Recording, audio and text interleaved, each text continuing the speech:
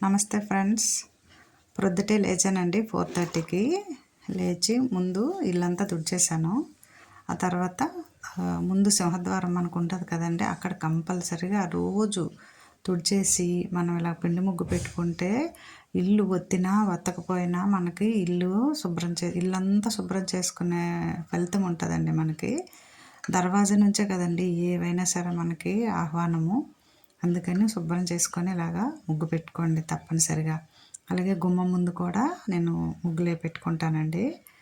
అలా ఒత్తేసి నీళ్ళు జల్లేస్తాను, ఒత్తేస్తాను. Weekly 1-2 time కడిగేసుకొని అలా ముగ్గు పెట్టుకుంటామండి.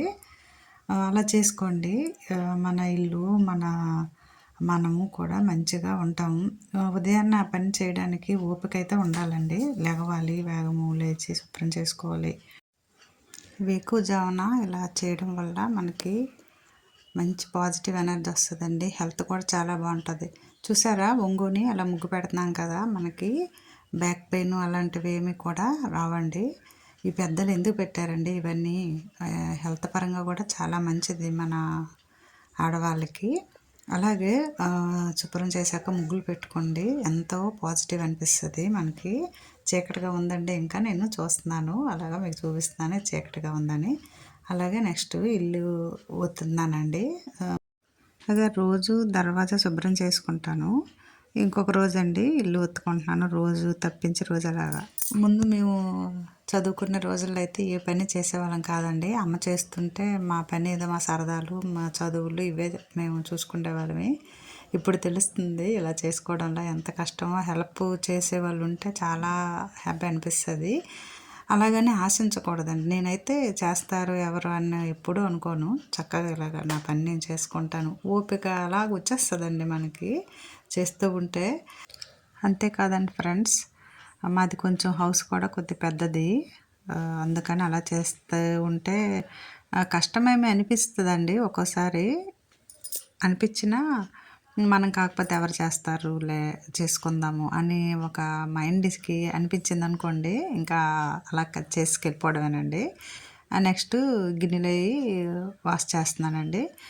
కొంచెం అయ్యాయి అనుకోండి, వాష్ బేసిన్ దగ్గర క్లీన్ చేస్తానండి. సింక్ ఉంటుంది కదా స్టవ్ పక్కన. లేదంటే మాత్రం ఎక్కువ అయ్యాయి అనుకోండి, కొద్దిగా బయట వేసేసి కడిగేసుకుంటానండి.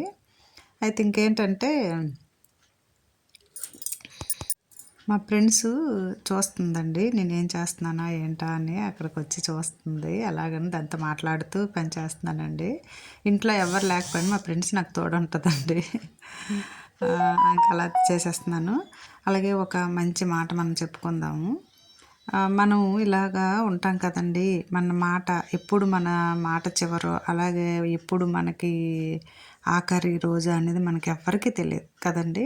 అందుకోసం ఏం చేయాలంటే, మనం అనుకున్న వాళ్ళని మంచిగా వాళ్ళతో ఉండాలి. అలాగే కలుస్తూ ఉండాలి. అప్పుడప్పుడు మనం మన వాళ్ళనే కాదండి, పలకరిస్తూ కలుస్తూ మంచిగా ఉంటుంటే ఆ ఆనందం వేరండి. ఒకసారి అలాగా చూడండి మీరు. జీవితం అయిన తర్వాత ఏది శాశ్వతం కాదు, ఏమంటారు?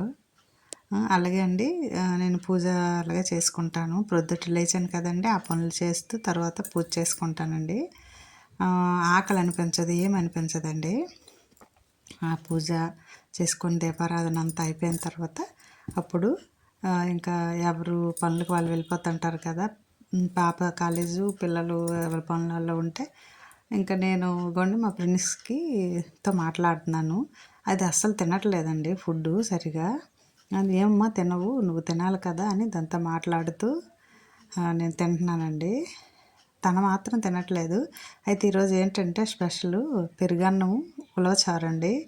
ఉలవ పిండితో చేసేదాన్ని ఉలవ కట్టు అంటామండి. చిక్కగా వస్తుంది, మీకు అది తెలిసే ఉంటుంది అందరికీ. మనం అందరం అప్పుడు తినేవాళ్ళమే కదండి. ఆ టేస్ట్ తెలిసిన వారండి పెరుగన్నంతో తింటారు, భలే ఉంటుంది. చూడండి, నేను ఇక్కడ ఎంజాయ్ చేస్తున్నాను, మీకు చెప్తాను వినండి. తినేస్తారు, భలే ఉంటుందండి. ఎన్ని పూజలు చేసినా ఎన్ని చేసినా ఫుడ్ మాత్రం ఇలాగే తింటాను. టిఫిన్లే తినామండి పెద్దగా, నైటే టిఫిన్. మార్నింగ్ మాత్రం పెరుగన్నం ఇలాంటి కూర అద్దరిపోతుంది కదండి. ఈ టేస్ట్ తెలిసినలో తెలుస్తుంది. ఖాళీ. అన్నం తక్కువ, కూరలు ఎక్కువ తినాలి.